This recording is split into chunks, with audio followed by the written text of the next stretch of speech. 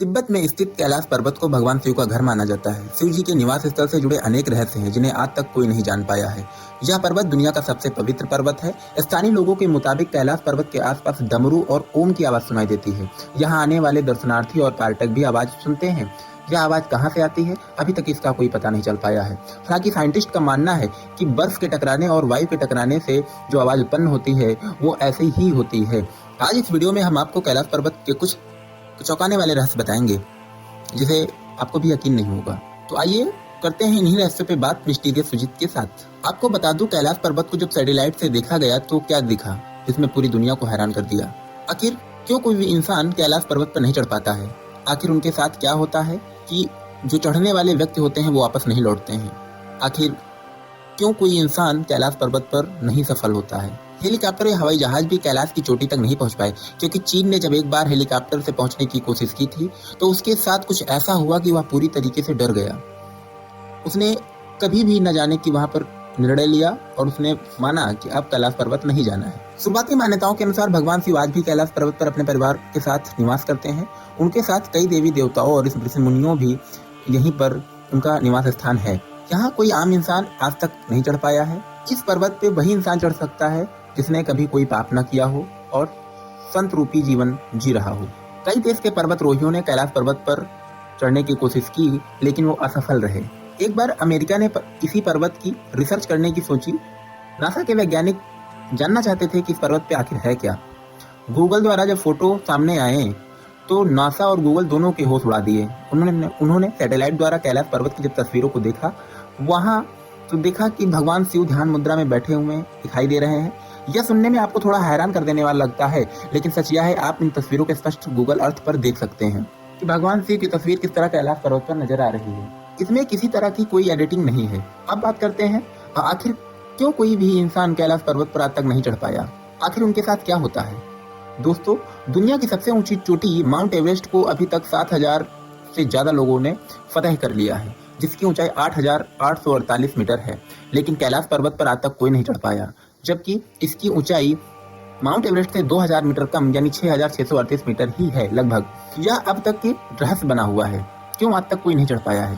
साल 2007 में रसिया भी घुटने टेक चुका है। कैलाश पर्वत पर रूस के जो थे वैज्ञानिक सर्गे ने अपनी टीम के साथ माउंट कैलाश पर चढ़ने की कोशिश की, लेकिन सर्गे ने अपने खुद के अनुभव में बताया कि उनकी पूरी टीम जो चढ़ रही थी कैलाश पर्वत पर, उनके सर में भारी दर्द बन गया, पैरों में जकड़न हो गई, गला सूखने लगा, जबड़ा हिलने लगा और जुबान भी सूखने लगी, मुंह से आवाज निकलना बंद हो गई।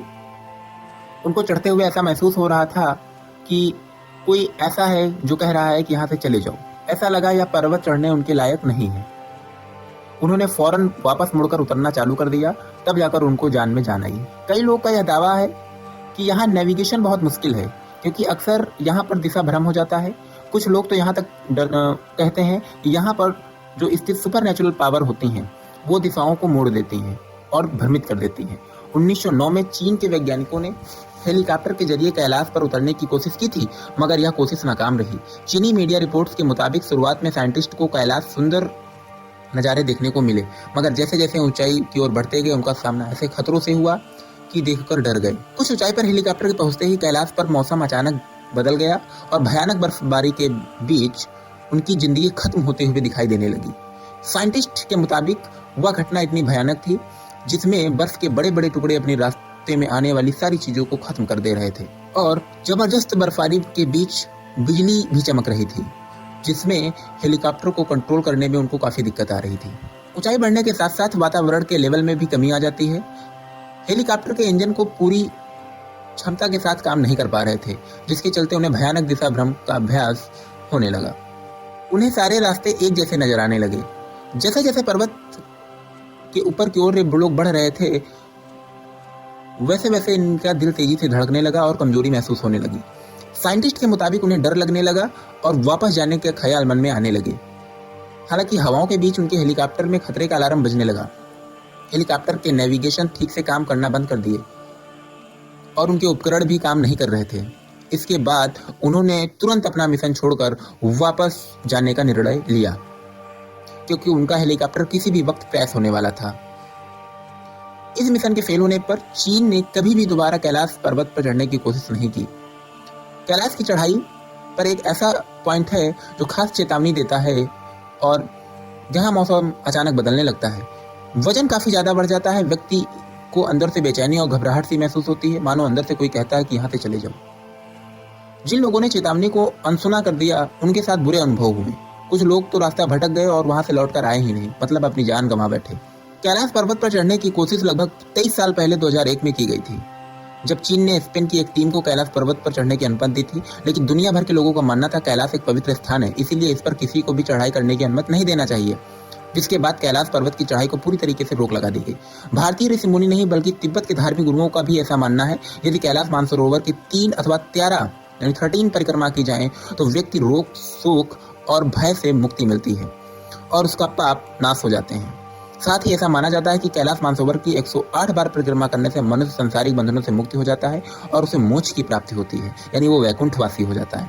आपको बता दें, कैलाश मानसरोवर की परिक्रमा 40 किलोमीटर की है।